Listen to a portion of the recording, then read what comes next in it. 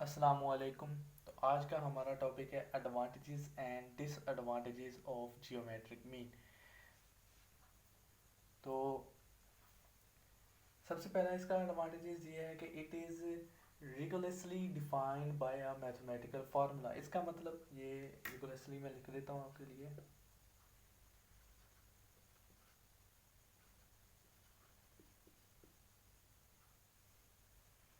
इसका मतलब होता है कि ये बहुत ही केयरफुली, ठीक है, असली एक्सट्रीमली थोरो, यानी कि थोरोली इसे बयान किया गया है मैथमेटिकल फार्मूले में। जैसे कि आप देखें तो अब जब हम एंटी लॉग, उसके बाद में summation f i log of x i, ठीक है, फॉर ग्रुप डाटा लिख दिया मैंने। तो बहुत ही अच्छे अंदाज से इसे, यानी कि बहुत ही केयरफुली एक एक चीज़ को अलहदा करके लिखा गया है। ऐसे अगर आप इसे फॉरेन ग्रुप देखना चाहते तो हम इसे रेज कर देते हैं फॉरेन ग्रुप डाटा। अब देखें, ये तो हो गया इसका पहला एडवांटेज।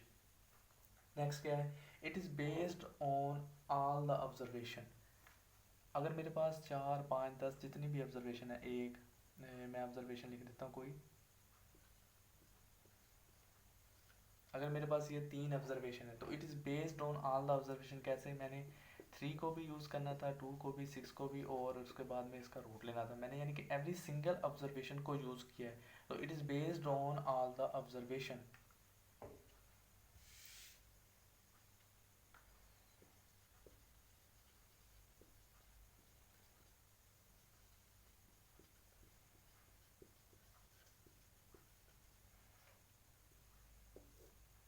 अब देखें, अब इसके बाद है कि it is it gives equal weights to all the observation. अब इसका क्या मतलब था कि equal weights to all the observation.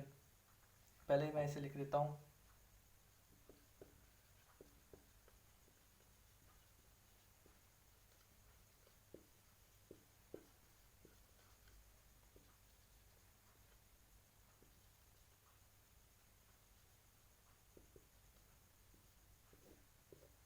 तो ये कैसे देखें, अगर मेरे पास अभी मैंने 3 वैल्यूज़ ली थी, तो जब मैंने इनका लॉग लेना था, लॉग वाला फार्मूला हम यूज़ कर रहे हैं, ये वाला।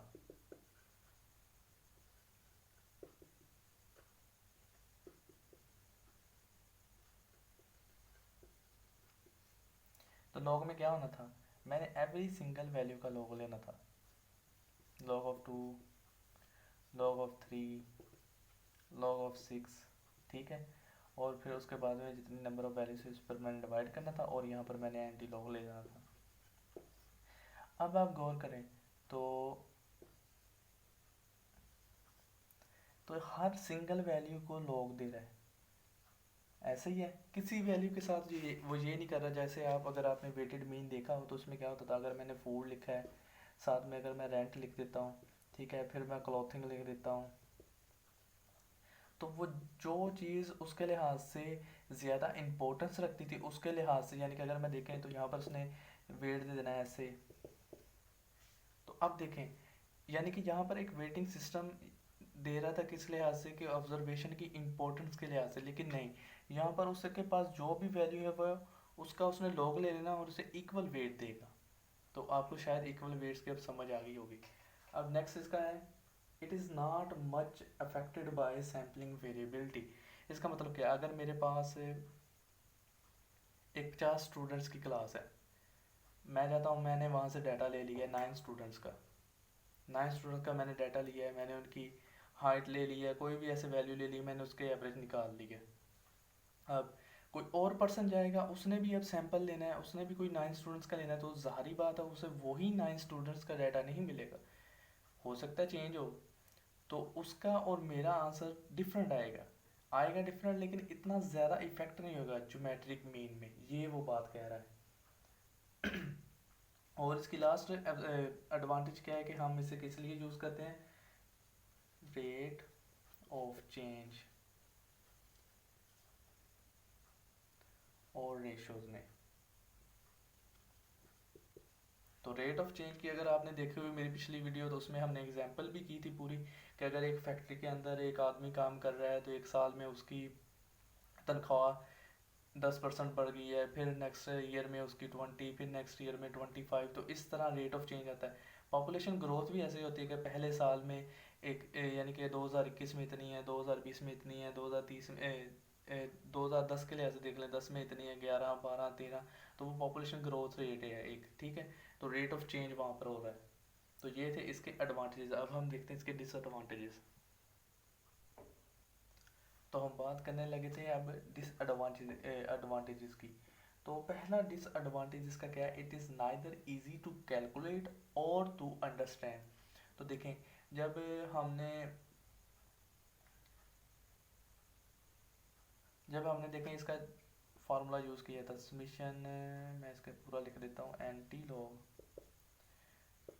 और उसके बाद में हम 1/n log एक्स आई करते थे, ठीक है।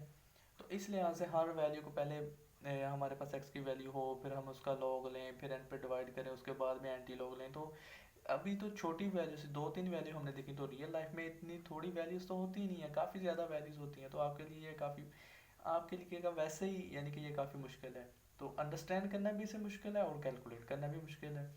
नेक्स्ट क्या है, it vanishes if any observation is zero. तो अगर आपने मेरी पिछली वीडियो देखी हो ज्योमेट्रिक मीन के ऊपर ही, तो मैंने उसमें ये काफ़ी अच्छा तरीके से बताया भी है, मैं यहाँ पर फिर बता देता हूँ। ये देखें, अगर हमारे डाटा सेट है हमारे पास, ये देखें कि चले मैं थोड़ी सी वैल्यूज़ 2, 3 एंड 6 ही ले लेता हूँ। तो मेरे पास अब 3 ऑब्जर्वेशन है। अगर इसका मैं ज्योमेट्रिक मीन निकालना चाहूँ तो वो तो निकल आएगा, ज्योमेट्रिक निकल आया। अगर हमारे पास कोई एक वैल्यू, मैं फर्ज करें 6 ही ले लेता हूँ, तो वो ज़ीरो होती, तो क्या होना था आपके पास, आपका आंसर नहीं आना था, ऐसे ही है। और अगर ऐसे ही अगर आपके पास कोई वैल्यू नेगेटिव होती,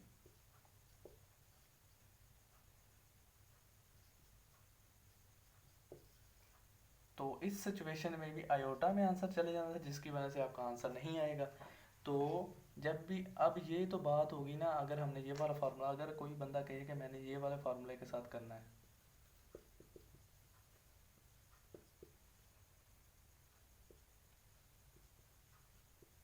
तो देखें, जब आपने लॉग ऑफ ज़ीरो लेना है ना इस वैल्यूज़ में, आपने कैसे करना था, आपने लॉग ऑफ 2 भी लेना है, प्लस लॉग ऑफ 3 भी लेंगे आप, प्लस लॉग ऑफ ज़ीरो। तो जब आपने फिर आपने क्या करना है, फिर आपने नंबर ऑफ़ वैल्यूज़ पे डिवाइड करना था, और उसके बाद में यहाँ पर आपने एंटी लॉग भी लेना था। तो जब आपने लॉग ऑफ ज़ीरो लेना तो वो इनफाइनाइट हो जाएगा, मैथ एरर दे देगा। अगर आप कैलकुलेटर पर देखें तो फिर सारी की सारी टर्म क्या होगी, इनफाइनाइट हो जाएगी। यानी कि अगर कोई वैल्यू अगर आपके पास ज़ीरो है तो उस लिहाज से आपका आंसर नहीं निकलेगा। Same goes for -1। जब आप लॉग ऑफ -1 लेंगे, -1 क्या, -2, -3, -15 कुछ भी करके देखें, तो मैथ एरर आ जाएगा, इसका मतलब इनफाइनाइट आ जाएगा। तो तब ये आंसर आपका नहीं निकल पाएगा अगर आप इस फार्मूला से भी करेंगे। तो यानी कि देखें, अगर if it vanishes if any observation is zero, तो ज़ीरो के लिहाज से भी हमने देख लिया कि इसका जवाब नहीं आएगा। अब in case of negative values it can not be computed at all. तो देखें, ज़ीरो तो हो तो कोई कहेगा कि यार इसका आंसर चले ज़ीरो तो आ गया है, ठीक है, लेकिन ज़ीरो का मतलब कुछ भी नहीं है। तो ये एक आंसर हमारा वैनिश कर चुका है, कुछ भी हमें आंसर नहीं उससे मिला। अब वो नेगेटिव वैल्यू की बात करेगा तो वो कहेगा कि नेगेटिव केस में तो अगर आप इसके ज़रिए भी निकालें तो आपका आंसर आएगा ही नहीं, ठीक है। It can not be computed at all. तो ये थे इसके डिसएडवांटेज। होपफुली आपको समझ आ गई होगी कि मैंने कैसे ये सारा बता दिया। तो आज के लिए इतना ही, अल्लाह हाफिज़।